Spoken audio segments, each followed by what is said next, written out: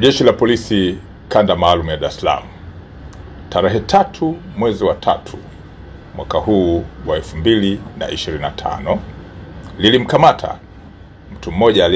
ambaye amefahamika kwa jina la Joyce Mbaga au maarufu kwa jina la Nicole kwa tuhuma za kujipatia pesa kwa njia ya udanganyifu, lakini kufanya biashara hii ya kuanzisha magrupu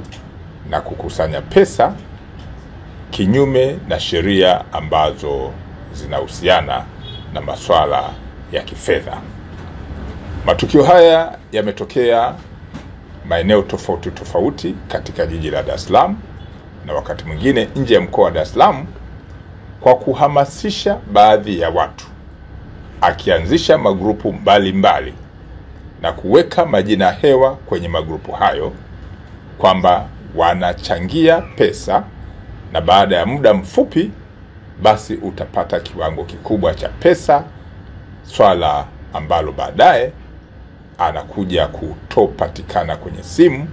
na kupotea na pesa ambazo watu wamechangia.